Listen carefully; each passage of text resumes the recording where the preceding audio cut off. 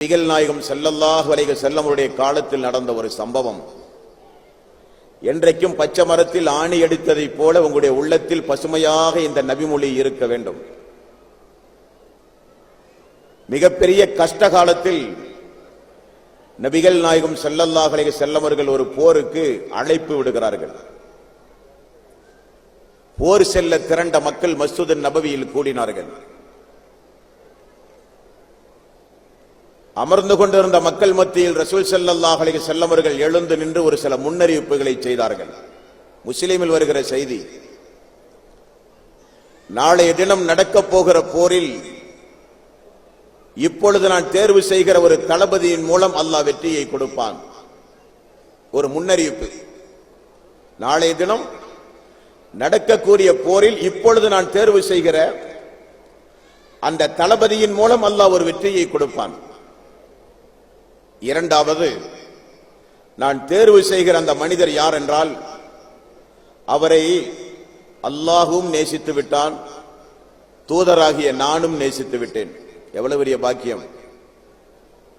மூன்றாவது ஒரு செய்தியை சொன்னார்கள் ரசூல் ஸல்லல்லாஹு அலைஹி வஸல்லம், அவரும் அல்லாஹுவை நேசிக்கக்கூடியவர், அல்லாஹ்வுடைய ரசூலையும் நேசிக்கக்கூடியவர். மூன்று அறிவிப்புகளை செய்தார்கள். உமர் ரலியல்லாஹு அன்ஹு அவர்கள் சொல்லுகிறார்கள், என்னுடைய வாழ்நாளில் எந்த பொறுப்புக்கும் நான் ஆசைப்பட்டது கிடையாது. என்றைக்கு ரசூல் ஸல்லல்லாஹு அலைஹி வஸல்லம் அவர்கள் இந்த வார்த்தையை மஸ்ஜித் நபவியில் அமர்ந்து கொண்டிருக்கிற எங்களை பார்த்து சொன்னார்களோ அன்றைக்கு மட்டும் நாளைய தினம் அல்லாஹ்வுடைய ரசூல் என்னை தேர்வு செய்ய வேண்டும் என்று நான் ஆசைப்பட்டேன். காரணம், நடக்கக்கூடிய போரில் என் தலைமையின் கீழ் வெற்றி கிடைக்க வேண்டும் என்கிற முன்னறிவிப்புக்காக வேண்டி அல்ல, அவரை அல்லாஹ் நேசித்து விட்டான் என்று சொன்னார்கள். பாருங்கள், ரசூல் ஸல்லல்லாஹு அலைஹி வஸல்லம் அதில் ஒருவனாக நான் இருக்க வேண்டுமே என்பதற்காக வேண்டி அந்த நாள் நான் ஆசைப்பட்டேன். மறாவது நாள் மக்கள் எல்லாம் ஒன்று கூடினார்கள். நான் சபையினுடைய கடைசியிலே இருந்தேன். அல்லாஹ்வுடைய ரசூல் என்னுடைய பெயரை முன்மொழிய வேண்டும் என்பதற்காக வேண்டி நான் தலையை உயர்த்தி உயர்த்தி காட்டினேன். ரசூல் ஸல்லல்லாஹு அலைஹி வஸல்லம் அவர்கள் எல்லோரையும் பார்த்தார்கள். அல்லாஹ்வுடைய ரசூல் தேர்ந்தெடுக்க வேண்டிய நபர் அந்த சபையில் இல்லை என்பதை புரிந்தவுடன் நபிகள் நாயகம் ஸல்லல்லாஹு அலைஹி வஸல்லம் அவர்கள் கேட்டார்கள், எங்கே அலி என்று கேட்டார்கள். நான் எழுந்து சொன்னேன். உமர் அவர்கள் சொல்கிறார்கள், யா ரசூலல்லாஹ், அவருக்கு கண்ணிலே வருத்தம், கண் நோயினால் பாதிக்கப்பட்டு வீட்டிலே இருக்கிறார், ஆகவே அவர் இந்த சபைக்கு வரவில்லை என்று சொன்னார். அழைத்து வாருங்கள் என்றார்கள் ரசூல் ஸல்லல்லாஹு அலைஹி வஸல்லம்.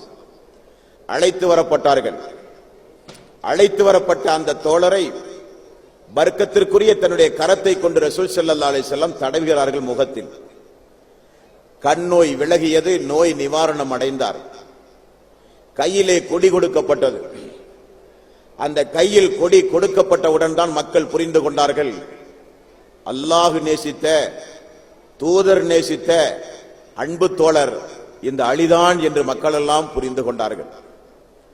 அந்த கொடியை கையிலே ஏந்தி அந்த அலி ரலியல்லாஹு அன்ஹு அவர்கள் பள்ளிக்கு வெளியே வந்து நின்று கொண்டு, யா ரசூலல்லாஹ், நாளை தினம் நடக்க போகிற அந்த போரில் எனக்கு என்ன நீங்கள் கட்டளையிடுகிறீர்கள் என்று கேட்டார்கள். பாருங்கள், அதற்கு நபிகள் நாயகம் ஸல்லல்லாஹு அலைஹி வஸல்லம் அவர்கள் ஒரு பதிலையும் சொன்னார்கள். அந்த பதில்தான் இந்த ஜம்மியத் அஹ்லில் குர்ஆன் வல் ஹதீஸினுடைய முக்கியமான அஜெண்டா. அல்லாஹ்வுடைய ரசூல் கேட்ட தோழருக்கு இப்படி ஒரு பதிலை சொன்னார்கள், நாளைய தினம் நடக்கக்கூடிய போரில் அணிகளை நீங்கள் சரி செய்துவிட்டு உங்களுடைய பார்வையில் படுகிற அந்த எதிரிகளை பார்த்து முதலில் நீங்கள் சொல்ல வேண்டிய ஒரு செய்தி உண்டு அலி அவர்களே. என்ன செய்தி யா ரசூலல்லாஹ்? அதுதான் அஷ்ஹது அல்லா இலாஹ இல்லல்லாஹ் அஷ்ஹது அன்ன முஹம்மதர் ரசூலுல்லாஹ். வணக்கத்திற்குரியவன் அல்லாஹ் ஒருவனை தவிர யாரும் இல்லை என்றும், முஹம்மது அல்லாஹ்வுடைய ரசூல் என்றும் சாட்சி சொல்ல அந்த மக்களுக்கு நீங்கள் ஏகத்துவத்தின் பக்கம், இஸ்லாத்தின் பக்கம், போர்க்களமாக இருந்தாலும் முதலில் நீங்கள் அழைப்பு கொடுக்க வேண்டும். யா ரசூலல்லாஹ், அந்த அழைப்புக்கு பிறகு என் மீது என்ன கட்டளை நீங்கள் சுமத்துகிறீர்கள்? அந்த அழைப்பை ஏற்றுக்கொண்டால் போர் கிடையாது. அலி அவர்களே, நீங்கள் தெரிந்து கொள்ள வேண்டும், எதிரிகளை தாக்குவதும் நாம் எதிரிகளை தாக்குவதும் அவர்கள் நம்மை தாக்குவதும் அல்ல நம்முடைய நோக்கம். உங்களின் மூலம் ஒரு மனிதர் நேர்வழி கிடைத்தால், உங்களின் மூலம் ஒரு மனிதர் மினல் லுலுமாத்தி இலன் நூர், இருளிலிருந்து வெளிச்சத்திற்கு வந்தால், உங்களின் மூலம் ஒரு மனிதர் இணை வைத்தலிலே இருந்து ஏகத்துவத்திற்கு வந்தால், உங்களின் மூலம் ஒரு மனிதன் படைத்த நாயனுடைய மார்க்கத்தை ஏற்றுக்கொண்டால், உங்களின் மூலம் ஒரு மனிதன் அல்லாஹுவையும் அல்லாஹ்வுடைய ரசூலையும் ஏற்றுக்கொண்டு இஸ்லாத்தை தன்னுடைய வாழ்வில் ஏற்றுக்கொண்டு நடந்தால், அதுதான் உங்களுக்கு உலகத்தை காட்டிலும் சிறந்தது என்று சொன்னார்கள் அல்லாஹ்வுடைய ரசூல்.